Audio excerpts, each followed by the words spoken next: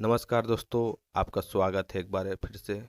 एक बार नारद जी ने भगवान विष्णु से पतिव्रता स्त्रियों के विषय में प्रश्न पूछा। तब भगवान विष्णु ने पतिव्रता स्त्रियों के 3 लक्षण बताए। जिस भी नारी के अंदर यह 3 लक्षण होते हैं, उस स्त्री का वंश शुद्ध होता है, उसके घर पर लक्ष्मी निवास करती हैं। उस नारी के पति के साथ साथ पिता के भी दोनों कुलों का स्वर्ग की प्राप्ति होती है। जो स्त्रियां पतिव्रता होती हैं, वह मृत्यु के पश्चात विष्णु लोक की प्राप्त करती हैं। पतिव्रता स्त्री की महानता को वर्ण करते हुए भगवान विष्णु ने एक अत्यंत पवित्र कथा सुनाई है। इस कथा का श्रवण करने से मात्र व्यक्ति के सभी पाप नष्ट हो जाते हैं। जो व्यक्ति ध्यान मग्न होकर इस कथा को सुनता है, भगवान विष्णु उसके 36 अपराध माफ करते हैं। इसलिए प्रत्येक मनुष्य को इस कथा को ध्यान से सुनना चाहिए। प्राचीन काल की बात है, मध्य देश में एक अत्यंत शोभामयी नगरी थी। उसमें एक पतिव्रता ब्राह्मणी रहती थी। उसका नाम सभ्या था। सभ्या का पति पिछले जन्म के पापों के कर्मों के कारण कोढ़ी हो गया था, अर्थात उसे कोढ़ का रोग लगने लगा था। उसके शरीर से बहुत सारे जख्म हुए थे, जिसने सदा ही पल निकलता रहता था। अपने पति की ऐसी दुर्गति देखकर भी सभ्या ने अपने पति का साथ नहीं छोड़ा। वह निर्मल भाव से अपने पति की सदा सेवा करती रहती थी। पति के मन में जो जो इच्छा होती थी, वह नारी अपनी शक्ति के अनुसार अवश्य ही पूर्ण करने का प्रयास करती थी। सभ्या प्रतिदिन देव पूजा की तरह अपने पति की भी पूजा करती थी और अपने सभी इच्छाओं का त्याग करके अपने पति के प्रति विशेष स्नेह रखती थी। फिर एक दिन सेबिया के पति को रास्ते से जाती हुई एक अत्यंत वेश्या दिखाई दी। उस वेश्या को देखकर उसका पति कामवासना से भर गया और उस वेश्या पर मोहित हो गया। उस वेश्या के सुंदर रूप ने उस ब्राह्मण को पूरी तरह से अपने वश में कर लिया था।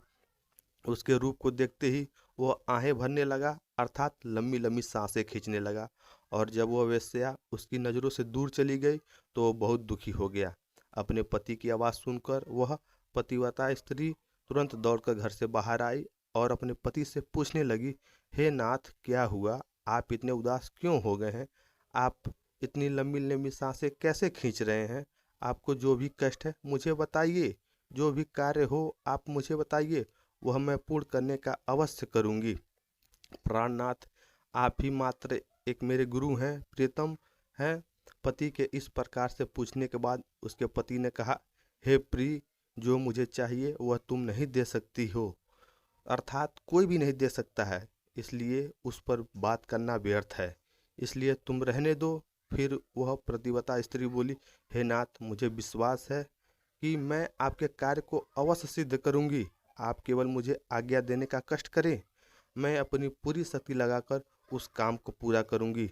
उस कार्य को पूर्ण करने के लिए जो भी उपाय हो मैं करूंगी। अगर मैं आपके इस कार्य को पूरा न कर सकी तो इस लोक में और परलोक में मेरा कल्याण होगा। और फिर सौभ्या के कोढ़ी पति ने कहा, ठीक है, मैं बताता हूँ। अभी अभी इस रास्ते से एक अत्यंत सुंदर वेश्या जा रही थी। उसका शरीर अत्यंत सुंदर और मनमोहक था, जिसे देखकर मेरा हृदय कामवासना से भर गया है। यदि तुम ऐसा कोई उपाय करो जिससे वह सुंदर वेश्या मुझे प्राप्त हो जाए, मेरा सफल जीवन सफल हो जाएगा। हे देवी, तुम मुझसे मेरा मिलन करवा दो, मेरी कामवासना को शांत करो। पति के द्वारा ऐसा कहने पर सभ्या अत्यंत दुखी हुई और बोली, हे नाथ, आप धैर्य रखिए, मैं आपके इस कार्य को अवश्य सिद्ध करूंगी और उस वेश्या से आपका मिलन भी करवाऊंगी। इतना कहकर उस पतिव्रता नारी ने मन ही मन कुछ विचार किया और फिर रात्रि के अंतिम पहर में उठकर वह गोबर और झाड़ू लेकर घर से चली गई। जाते समय उसके मन में बड़ी प्रसन्नता थी। फिर वह उस वेश्या के घर पहुंच गई और उसने उस वेश्या के घर के आंगन में झाड़ू लगाया और गोबर से भी लीपा। उसका आंगन अत्यंत सुंदर बना दिया और लोगों की नज़र पड़ने से पहले ही शीघ्रता से अपने घर की ओर लौट आई। इस प्रकार से उस पतिव्रता स्त्री ने 3 दिनों तक उस वेश्या के घर में झाड़ू लगाया, अर्थात गोबर भी लीपा। आंगन स्वच्छ किया। उधर उस वेश्या अपने आंगन को देखकर अपने सेवकों से पूछने लगी, अरे वाह, आज आंगन की इतनी सफाई किसने की है? जिसने भी किया मेरा आंगन स्वच्छ, उसकी इच्छा पूर्ण करूंगी। फिर वेश्या के सेवक ने कहा, आंगन की सफाई तो हमने नहीं की, हमारे जागने से पहले ही कोई आंगन की सफाई करके चला जाता है। सेवकों की बात सुनकर वेश्या को बड़ा आश्चर्य हुआ और वह सोचने लगी कि आखिर कौन आकर उसके घर के आंगन की सफाई कर रहा है। फिर उसने जागने के लिए रात भर जागरण किया और छिपकर देखने लगी। तभी उसने देखा कि रात्रि के अंतिम पहर में ब्राह्मणी आकर उसके घर के आंगन को साफ सफाई कर रही थी। ब्राह्मणी को देखते ही वह अस्या बोली, हाय हाय, हे देवी, आप यह क्या कर रही हो? क्यों मुझ पापी स्त्री के घर का आंगन की सफाई कर रही हो? मुझे क्षमा करो, आप यह काम मत करो। इतना कहकर उस वेश्या ने ब्राह्मणी के पैर पकड़ लिया और कहा, हे प्रतिवते, आप क्यों मेरी आयु एवं संपत्ति कीर्ति का विनाश करने की चेष्टा कर रही हो? मैंने कौन सा अपराध किया है? हे साध्वी, आपको जो चाहिए वह मांगो, मैं बिना सोचे ही आपको दे दूंगी, किंतु आपको यह कार्य शोभा नहीं देता है। तब उस प्रतिवता स्त्री ने उस वेश्या से कहा, हे सुंदरी, मुझे धन की लालसा नहीं है, किंतु तुम ही से ही कुछ काम है। यदि तुम करोगी तो मैं बताती हूँ। यदि तुम उस कार्य को पूर्ण करोगी तो मेरे मन को बहुत शांति मिलेगी और तभी मैं समझूंगी कि तुमने मेरा सारा मनोरथ पूर्ण कर दिया है। फिर वेश्या बोली, हे प्रतिवते, आप जल्दी बताइए, मैं वचन देती हूँ आपका जो भी अभिष्ट कार्य है उसे मैं अवश्य पूर्ण करूँगी। माता जी, आप महान प्रतिवता हैं, आपका कार्य करूँगी तो मेरे सभी पाप नष्ट हो जाएंगे। आपके चरण छूने से ही मैं पाप से मुक्त हो चुकी हूँ। कृपया आप जल्दी बताइए, मैं आपकी किस प्रकार से मदद कर सकती हूँ। फिर उस प्रतिवता ने लजाते हुए कहा, हे सुंदरी, कुछ दिनों पहले मेरे पति की नज़र तुम्हारे शरीर पर पड़ी थी, जिसे देखकर वे तुम्हारे शरीर के मोह में पड़ गए हैं और तुमसे मिलन करने की इच्छा कर रहे हैं। इतना सुनकर वह वेश्या चौंक गई और कुछ क्षणों तक विचार करने लगी। उसे उस दुर्भाग्य युक्त कोढ़ी पुरुष के साथ संबंध बनाने की बात सोचकर बड़ा दुख होने लगा। वह वेश्या प्रतिवता से बोली, हे देवी, अगर तुम तुम्हारे पति को लेकर मेरे घर पर आ जाओ तो मैं एक दिन के लिए उसकी इच्छा अवश्य पूर्ण करूंगी। तब उस प्रतिवता ने कहा, हे सुंदरी, मैं आज रात को ही अपने पति को लेकर तुम्हारे घर पर आ जाऊंगी और जब वे तुम्हें खुद की तृप्ति करके संतुष्ट हो जाएंगे तब मैं फिर उनको अपने घर वापस ले जाऊंगी। तब वेश्या बोली, हे पतिवते, तुम शीघ्र ही अपने घर पर चली जाओ ताकि कोई तुम्हें यहाँ ना देखे और आधी रात को अपने पति को लेकर यहाँ पर चली आओ, मैं तुम्हारी इच्छा अवश्य पूर्ण करूंगी। फिर वह प्रतिवता नारी अपने घर पर चली गई और उसने अपने पति को सारी बात बता दी। वह आज रात उसे उस वेश्या के घर पर ले जाएगी। फिर वह कोढ़ी अपनी पत्नी से बोला, हे प्रिय, मैं उसके घर पर कैसे जाऊंगा? मुझे तो चला नहीं जाता, फिर किस प्रकार से यह कार्य पूर्ण होगा? तब पतिव्रता बोली, हे प्राणनाथ, आप चिंता ना करें, मैं आपको अपनी पीठ पर बिठाकर ले जाऊंगी और जब आपका कार्य पूर्ण हो जाएगा तब आपको वापस ले आऊंगी। इतना सुनकर वह ब्राह्मण बहुत खुश हुआ और अपनी पत्नी से बोला, हे कल्याणी, तुम एक महान नारी हो, तुमसे मैं अति प्रसन्न हूँ, तुम्हारे कारण मेरा कार्य पूर्ण हो जाएगा। तुमने आज जो काम अपने पति के लिए किया है ऐसा काम संसार की कोई नारी नहीं कर पाएगी। हे देवी, तुम धन्य हो। फिर रात हो गई। वह प्रतिवता ब्राह्मणी अपने पति को पीठ पर बैठाकर ले जाने लगी। रास्ते में एक जगह पर तेजस्वी मांडव ऋषि को गलती से चोर समझकर राजा ने तीर चलाया था, अर्थात वह तीर मांडव ऋषि के शरीर के आर पार हो गया था, किंतु फिर भी वे जीवित थे और अपनी तपस्या में लीन हो गए थे।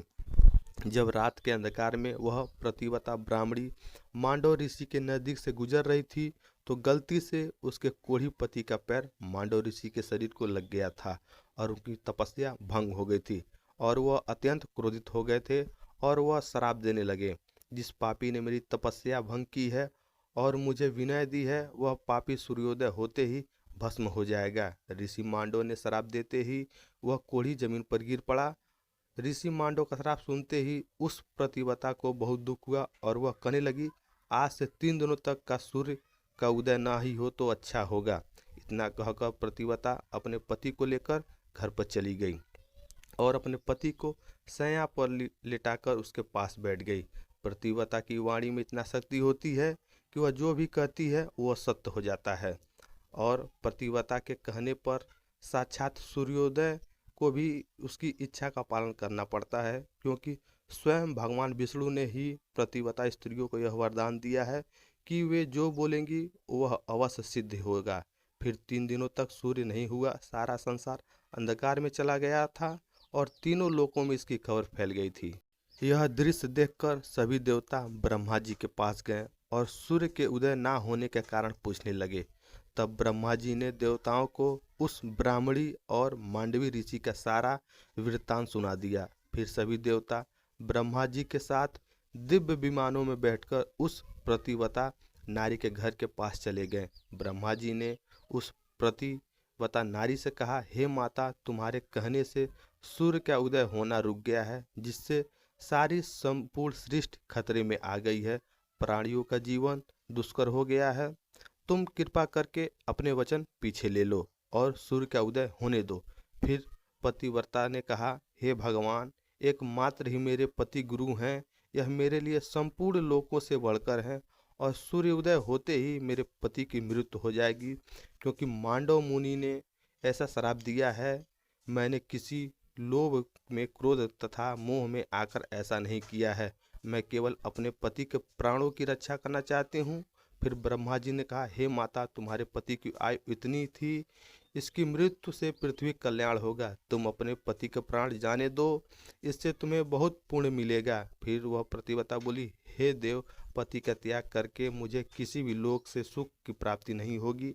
मेरे पति मेरे लिए ईश्वर हैं, इसलिए मैं उनका त्याग नहीं कर सकती। फिर ब्रह्मादेव ने कहा, हे कल्याणी, तुम्हारे इस प्रतिव्रता धर्म से मैं बहुत प्रसन्न हूँ। तुम अभी इससे हटकर छोड़ दो और सूर्य का उदय होने दो, जिससे सारा संसार स्वस्थ हो जाएगा और हमारे आशीर्वाद से तुम्हारा कोढ़ीपति भी कामदेव के समान से सुंदर हो जाएगा। ब्रह्मा जी के द्वारा ऐसा कहने पर उस प्रतिव्रता ने थोड़ी देर विचार किया और उसके बाद हाँ कहकर अपने वचन वापस ले ली और फिर सूर्य का उदय हुआ। फिर मांडव मुनि के श्राप के कारण तुरंत ही उसका पति जलकर भस्म हो गया और फिर उसकी राख से अत्यंत सुंदर कामदेव का समान रूप वाला उसका पति बाहर आकर खड़ा हो गया। यह चमत्कार देखकर वह प्रतिव्रता अत्यंत प्रसन्न हुई और फिर स्वर्गलोक से एक अत्यंत तेजस्वी विमान आया और उस प्रतिव्रता नारी अपने पति के साथ बैठकर स्वर्गलोक चली गई। तो दोस्तों, इस प्रकार से प्रतिव्रता नारी में संसार को नष्ट करने की शक्ति होती है। प्रतिव्रता नारी के सामने बड़े से बड़े देवताओं को भी झुकना पड़ता है। इस प्रकार से भगवान विष्णु ने यह कथा सुनाई। उम्मीद है आपको यह कथा पसंद आई होगी। तो दोस्तों, एक कथा पसंद आई होगी तो चैनल को सब्सक्राइब करिएगा, एक लाइक टिपिएगा और प्यारा सा कमेंट करिएगा। मिलते हैं आपसे तब तक अगले नेक्स्ट वीडियो में। तब तक के लिए जय श्री राम।